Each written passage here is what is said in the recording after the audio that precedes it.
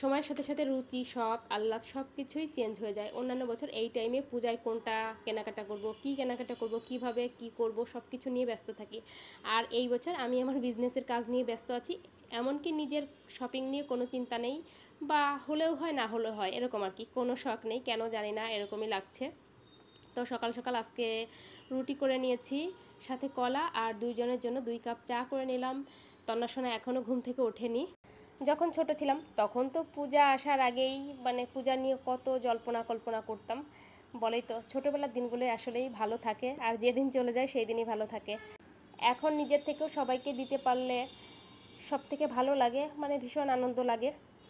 তো রান্নাবান্না বসিয়ে দিয়েছি, ঢেঁড়স ভাজি করা হচ্ছে। আমাদের বাসার সবার খুব পছন্দের, সবার বলতে তন্না আর তার পাপার খুব পছন্দের একটা খাবার।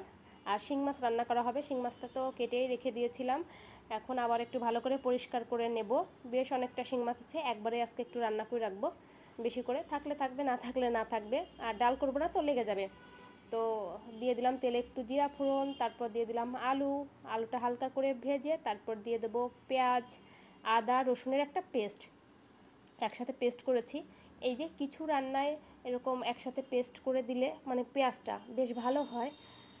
তো খুব ভালো করে কিছু টাইম ভেজে নেওয়ার পর এখন আদা রসুনের পেস্ট দিয়ে দিলাম। তো খুব ভালো করে আস্তে আস্তে একদম যত টাইম জলটা না শুকিয়ে যায় আর এক্সট্রা একটা কাঁচা গন্ধ দূর না হয়ে যায়, আস্তে আস্তে করে কষিয়ে নিতে হবে। তারপর গুঁড়া মশলা অ্যাড করবো, কাঁচামরিচ দিয়ে রান্না হবে, শুধু হলো জিরার গুঁড়া, হলুদ আর লবণটা অ্যাড করে দেবো। একদম পূজার আগ মুহূর্ত পর্যন্ত বলা যায় ব্যস্ত থাকবো। তন্নার জন্য কিছু কেনাকাটা করা হয়েছে, বাকি আছে আরও কেনাকাটা করব।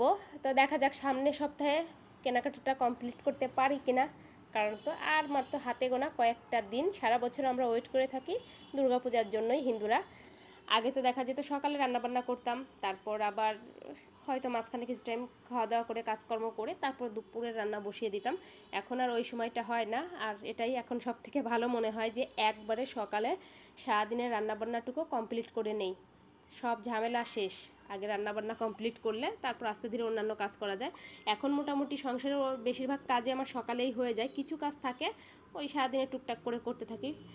তো দিয়ে দিলাম তারপর জিরার গুঁড়া, সামান্য একটু জল, কয়েকটা কাঁচামরিচ দিয়ে দিয়েছিলাম। কাঁচামরিচগুলো বেশ ঝাল, এমনিতেই ঝাল হয়ে যাবে, এখন তো আর আগের মতো ঝাল খাওয়ার অভ্যাসটা নেই। তো খুব ভালো করে কষিয়ে নিয়ে এখন দিয়ে দেবো মাছ। আর শিং মাছটা আমি বেশিরভাগ টাইম এইভাবেই রান্না করি, ভেজে খুবই কম রান্না করা হয়, একদম মানে মাংসের মতো কষিয়ে নেই।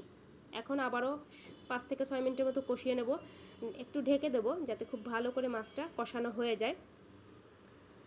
তো কে কীভাবে শিং মাছটা রান্না করেন জানাবেন, হয়তো অনেকেই অনেকভাবে রান্না করেন। আকাশে একদম মেঘ, আর বৃষ্টি তো কয়েকদিন হয়েই যাচ্ছে, বলা যায় সারাদিনই মানে টুপটাপ টুপটাপ করে বৃষ্টি, একদম মেঘলাময়, মনে হচ্ছে বর্ষার সময়।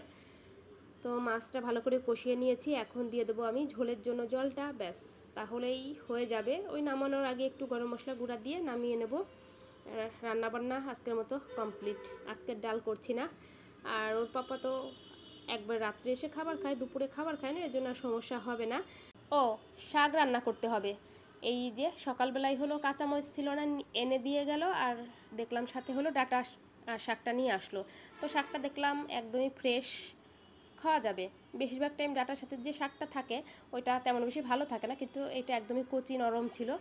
তো কেটে ধুয়ে রান্নাটাও বসিয়ে দিয়েছিলাম, হয়ে গেল তাহলেই আজকের মতো রান্নাবান্না। কিছু টাইম আগেই বৃষ্টি হয়ে গেছে, এখন আমি আমার বিজনেসের কাজ নিয়ে ব্যস্ত হয়ে পড়ব।